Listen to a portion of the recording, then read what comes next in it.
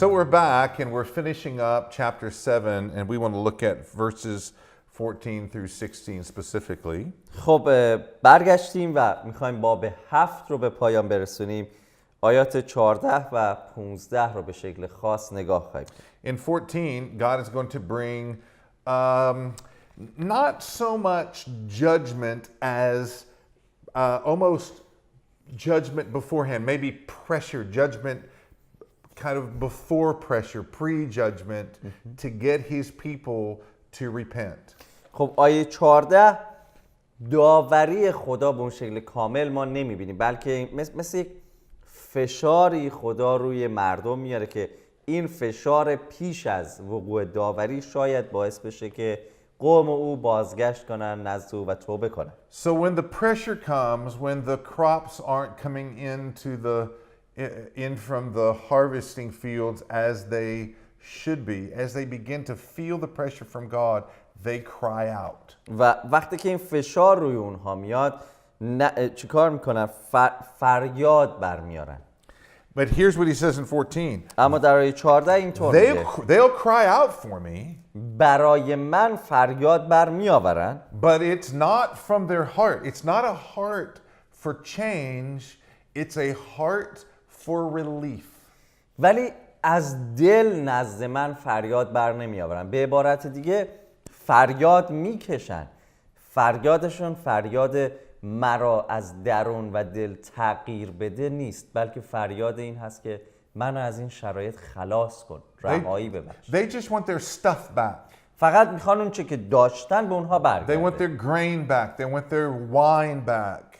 میخوان که اون تاکستان هاشون، اون چیزهایی که ازشون گرفته شده، برکاتی که به نوعی انگار ازشون گرفته شده بهشون برگردونده بشه. He says in verse 16, they turn, but they don't turn upward.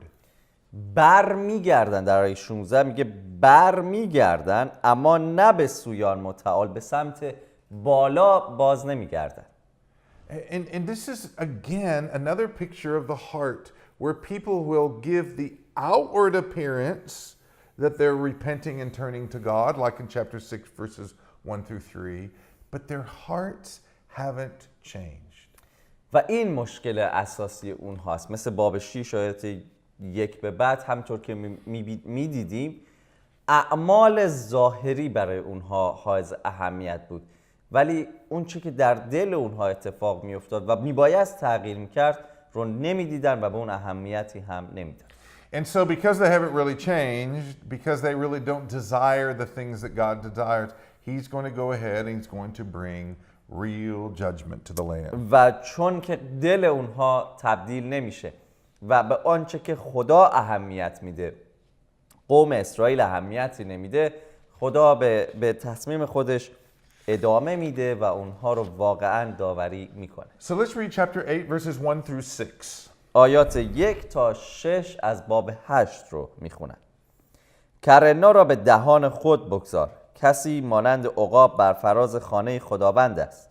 زیرا قوم عهد مرا زیر پا نهاده و بر شریعت من عاصی گردیدند. اسرائیل نزد من فریاد برآورده میگویند ای خدای ما تو را میشناسیم، اما اسرائیل آنچه را نیکوست رد کرده است. پس دشمن او را تعقیب خواهد کرد. ایشان پادشاه نصب کردند اما نه از جانب من، شاهزادگان را منصوب داشتند اما نه به تایید من.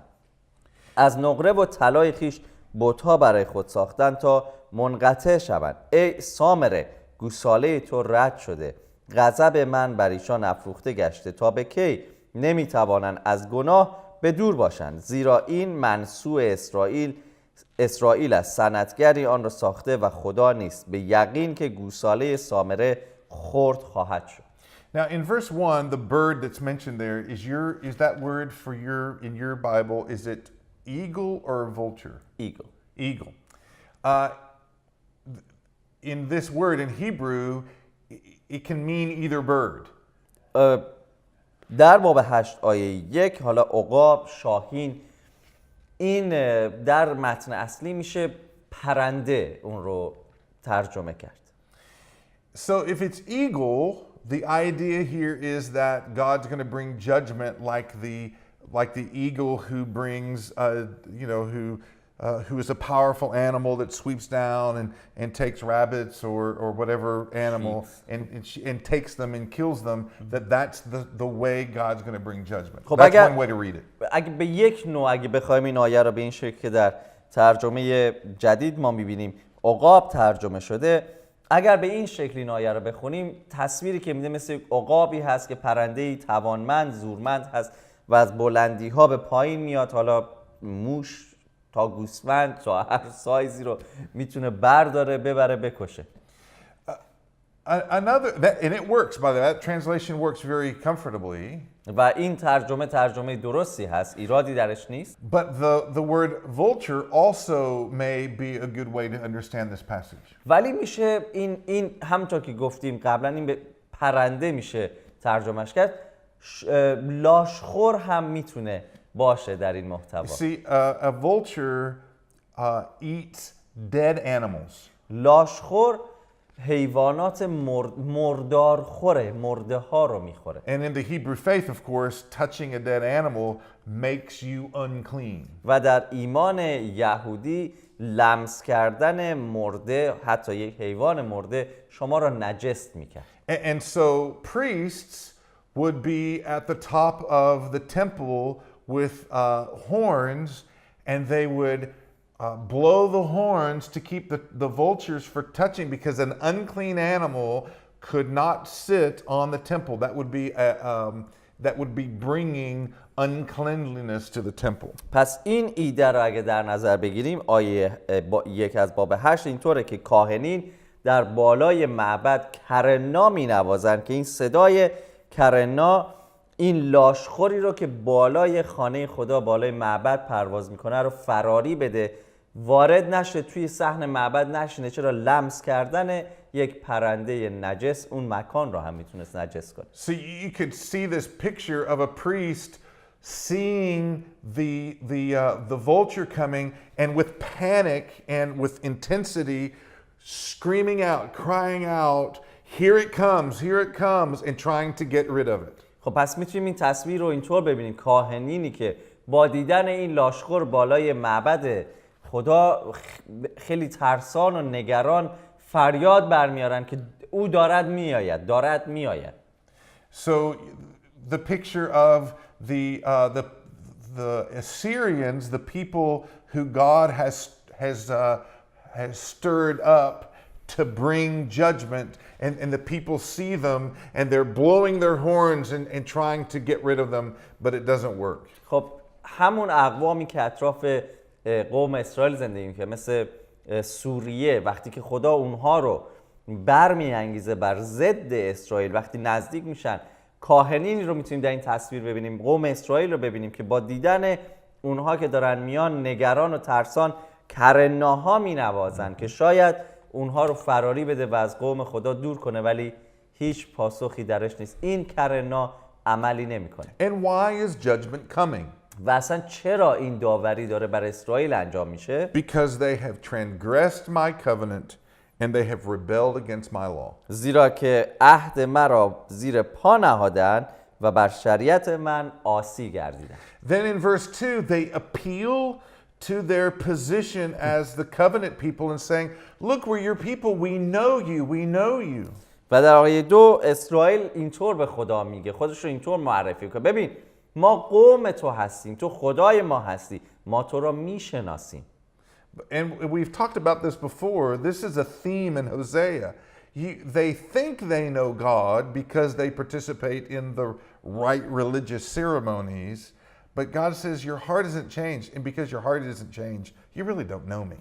و همینطور که پیش از این گفتیم در محتوا و زمینه متن کتاب هوشع، این ایده دانستن، شناختن، آگاه بودن خیلی مرکزی هست و ادعا میکنه قوم اسرائیل که خدا رو میشناسه، ولی خدا میگه تو من رو نمیشناسی، چون زندگی تو، دل تغییر نکرده ای تو و تبدیل نشده ای تو خودش حاکی از این هست که من رو نمیشناسی. It's very similar to Matthew chapter 7 when people do experiences that are similar to what they think God wants, and God says, I don't know you. خیلی این ایده به متی باب 7 نزدیک است. وقتی که در آن روز میگه بسیاری نزد من میان و من اونها رو نمیشناسم. مردمی بودن که میگه به نام تو این کارو کردیم، خیلی چیزها رو تجربه کرده بودن در رابطه با خدا، ولی چون دلهای اونها تبدیل نشده بود، خدا میگه من تو رو نمیشناسم. In verses 5 and 6, God talks about Samaria. و در آیات 5 و 6 خدا در رابطه با سامره صحبت You میکنه. remember, I think we talked about this before, Samaria is another name for the northern kingdom or another name for Israel. پیش از این گفتیم که سامره نامی هست برای پادشاهی شمالی در کلام خدا یا همون اسرائیل. When Israel divided, remember back after Solomon died, Israel split into two nations, a northern and southern kingdom. بعد از مرگ سلیمان نبی میدونیم که قوم اسرائیل به دو پادشاهی شمالی و جنوبی تقسیم شد. The problem for the northern kingdom was that all the people in the north were still traveling to the south to Jerusalem to participate in Jewish worship. مشکل برای پادشاهی شمالی این بود که برای به انجام رسوندن آداب و آیین‌های مذهبی خودشون در آیین یهود باید از شمال به جنوب به یهودا و به اورشلیم سفر می‌کردن تا این کار رو انجام بدن. So one of the northern kings, a king named Jeroboam, یکی از پادشاهی شمالی، پادشاهی به نام یربعام، set up two worship centers in the northern kingdom, one at Bethel and one at a place called Dan. خب دو تا جای مکان پرستش رو در پادشاهی شمالی شروع کرد. اونجا بنیان گذاشت. یکی در بیت ایل، یکی در مکانی به نام دن. And he did this so that the people of the north would not have to go to the temple to worship. They could and stay in the northern kingdom. و هدفش از این کار این بود که مردم از پادشاهی شمالی نیازی نباشه برای به جا آوردن آیین‌های خودشون به پادشاهی جنوبی به یهودا و اورشلیم برن. همونجا در اون مکان‌هایی که در پادشاهی شمالی حالا مهیا شده میتونن آداب خودشون رو به جا بیارن. And they used idols in these two locations as a way to picture God. And the idol was a bull or a calf. و بت‌هایی رو یا در حقیقت پیکره‌هایی رو ریخته بودن، ساخته بودن در این مکان‌های عبادیشون در شمال که خدا رو به نمایش در بیارن و عموماً به شکل گوساله بود. Look, these idols were not meant to replace God. They were meant to represent God. خب یادتون باشه وقتی میگیم اسرائیل این کار رو کرده بود، این گوساله هایی که ساخته بودن، این بت هایی که برای خود ساخته بودن، هدفی نبود که جایگزین خدا باشه، خدای اونها بشه، بلکه نماینده خدا در ذهن اونها بود، نشان دهنده خدا بود. In fact, they took many of the religious worship, the religious activities from their Jewish history. They continued those things, but then they would take other features from these gods and they would mix them together and say, this is our worship. بنابراین کاری که انجام داده بودن این بود که خیلی از باورهای ایمان یهودی رو هنوز در خود زنده نگه داشته بودن، آیین‌ها، آداب رو به جا می آوردن، ولی ادغام کرده بودن، آمیخته بودن با باورهایی که از اقوام بت‌پرست اطرافشون بود. مجموع اینها رو یک باوری ساخته بودن، میگفتن این نماینده یا نشان دهنده خدایی هست که ما او رو پرستش میکنیم. Well, this sounds very similar to an instance in Exodus 32 when the people of God leave Egypt. Moses goes up into the mountain, remember, doesn't come down, and Aaron does this same thing. He represents God by making a golden bull or a golden calf. خیلی همین ایده مشابه هست در کتاب خروج باب 32 فکر میکنم، جایی که موسی به بالای کوه رفت، 40 شبانه روز اونجا بود، در میان قوم نبود و هارون گوساله طلایی رو ساخت که نشان دهند، یعنی این گوساله طلایی نماینده خدا در بین قوم بود، نشان میداد، به نوعی تصویری از این بود که خدا در میان ماست. And you know, this was the problem is is by mixing religions, you don't show a true picture of the God of the covenant that they had a relationship with. و دقیقاً مشکل همینجا هست. با ادغام کردن باورهای مذهبی، آنچه که خدا از ما میخواد، با آنچه که دنیا و محیط اطرافمون از ما میخواد، اگه اینها رو با همدیگه ادغام بکنیم، هرگز نمیتونیم تصویر صحیح و کاملی از آنچه که خدا هست رو نمایان کنیم. All right, let's continue. In fact, let's just go ahead and finish chapter 8, reading verses 7 through 14. خب ادامه میدیم. باب 8 رو، ادامه آیات رو از آیه 7 تا 14 مطالعه میکنیم و باب 8 رو به پایان میرسونیم. ایشان باد را کاشتند، پس گردباد را خواهند روید. ساقه های گندمشان بیبار است و آرد از آن حاصل نخواهد شد. اگر هم حاصل می شود، بیگانگان آن را فرو می بلعند. اسرائیل بلعیده شده است و اکنون در میان قومها همچون ظرفی بی مصرف است. زیرا ایشان به آشور رفتند، همچون خر وحشی سرگردان در تنهایی. آری، افرایم عاشقان اجیر کرده است. هرچند خیشتن را در میان قومها فروختند، من به زودی ایشان را گرد هم خواهم آورد و به سبب ستم پادشاه نیرومند رو به تحلیل خواهند نهاد. از آنجا که افرایم مذبح‌های بیشتر برای گناه ساخته است، آنها برای وی مذبح‌های گناه شدند. من هزاران حکم شریعت خود را برایشان نوشتم، اما آنها را چیز غریب انگاشتند. در خصوص تقدیم قربانی‌های تقدیمی به من، حیوانات را قربانی می‌کنند و گوشتشان را می‌خورند، اما خداوند آنها را نمی‌پذیرد. اکنون شرارت ایشان را به یاد خواهم آورد و گناهانشان را مجازات خواهد کرد و ایشان به مصر باز خواهند گشت. اسرائیل آفریننده خود را به فراموشی سپرده، کاخها بنا کرده است و یهودا بر شهرهای حصاردار خیش افزوده است، اما من بر شهرهایش آتش فرو خواهم فرستاد که کاخهایش را در کام خواهد کشید. So verses 7, 8, and 9 talk about the consequences of this kind of approach towards God. آیات 7، 8 و 9 عواقب این نوع نشان دادن و نمایان ساختن خدا رو نشون میده. There are always consequences spiritually when we don't follow God or obey God in the way that He's told us to. همیشه از لحاظ روحانی وقتی به اون شکل و طریقی که خدا انتظار داره از ما که او رو پیروی و اطاعت کنیم، اگر این کار رو انجام نمیدیم، همیشه عواقب روحانی در بر داره. There's a statement in Galatians that we even use today. What you reap is what you sow is what you reap. What you put into the ground is what you're going to harvest. حتی امروز هم ما این اصطلاح رو به کار میبریم. در غلاطیان هم این اصطلاح وجود داره که هر آنچه که بکاری همون رو درو میکنی. And that's certainly true here.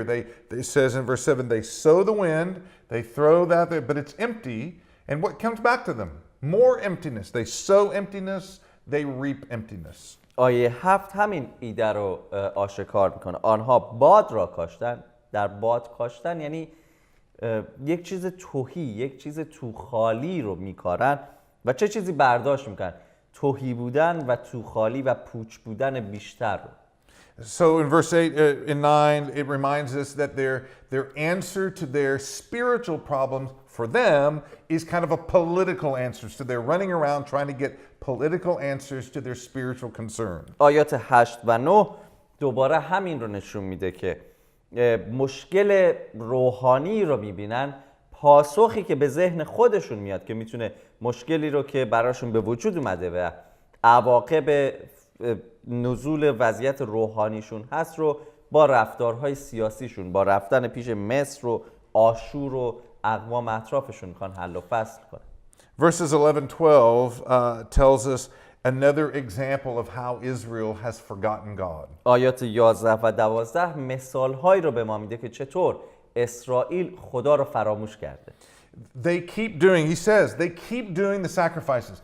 They're committed to the outward practices of their faith. آیه 13 میگه که همچنان به دادن قربانی ها، به انجام آیین ها اعمال ظاهری پایبند هستند، but the more they sacrifice, the more they do, the more sin comes back to them. اما هرچه بیشتر قربانی ها میگذرونن، هرچه بیشتر فقط کار ظاهری و عمل ظاهری به جا میارن، گناه بیشتری رو مرتکب میشن. In other words, they do the outwards thing thinking that their spiritual problems are solved, and God says the thing that you think is helping you is actually making more sin. اونها با انجام این باورها، آیینها، قربانیها، اعمال ظاهری فکر میکردن مشکل گناهشون، وضعیت روحانیشون در مقابل خدا حل میشه، ولی خدا به اونها میگه در واقع نه اینکه اصلا حل نمیکنه، وضعیت شما رو کمکی نمیکنه، بیشتر مضر براتون، چون وضع شما رو خرابتر داره میکنه. And then in verse 12 he says, look, I've told you what I want. در آیه 12 میگه هزاران حکم شریعت رو براتون نوشتم، من به شما گفتم که چه چیزی میخوام. But in verse 12 it says, well, those things are very strange to us. We don't really recognize those ideas of a changed heart, love and mercy and compassion, justice. Those things are strange for us. ولی پاسخ اسرائیل اینه هستش که اما آنها را چیز غریب انگاشتن. انگار اون چیزی که خدا در شریعت گفته که انتظارش رو داره برای اونها نامفهومه، این یک زبان غریبی میمونه که متوجه نمیشن خدا راجع به چی صحبت میکنه. تغییر دلها، محبت، حلم، فروتنی، خوشی، این چیزها اصلا غریبه برای ما. And so this is the problem not just the Israelites have, but all of us have. In the absence of information that we believe is true, we'll do what we feel like is best. و این نه تنها مشکل اسرائیل بود عزیزان، مشکل امروز من و شما و هر انسان دیگه هم هست. معمولا وقتی ما اطلاعات کافی در اختیار نداریم، نمیدونیم، متوجه نیستیم که یک چیزی به شکل کامل و درست به چه شکله، آنچه که ما فکر میکنیم درست هست رو فقط به جا میاریم. So they've forgotten God's laws. پس شریعت خدا رو به فراموشی سپردن. So they'll make up their own. They'll do it the way they feel is best. بعد اونجوری که خودشون فکر میکردن، میفهمیدن که بهترین و درست‌ترینه، اون رو فقط به جا می آوردن. So they're driven by experience and driven by feeling. بنابراین تمام زندگیشون بر اساس تجربیاتشون و احساساتشون پیش میرفت. And so in verse 13, they just keep offering more sacrifices, doing more religious things. در آیه 13 دوباره میگه بیشتر و بیشتر و باز بیشتر قربانی ها تقدیم کرده. فقط اعمال مذهبی بیشتر و بیشتر برای اونها تبدیل به یک پاسخ شده بود. And God says, I reject all of those things that you think bring me pleasure. و خدا میگه تمام آنچه که تو فکر میکنی جلال به من میاره، من رد میکنم. Verse 14, Israel has forgotten her creator. آیه 14 میگه اسرائیل آفریننده خود را به فراموشی سپرده است. And she's forgotten God, but she keeps still building the palaces. خدا را فراموش کرده ولی برای او کاخها داره میسازه.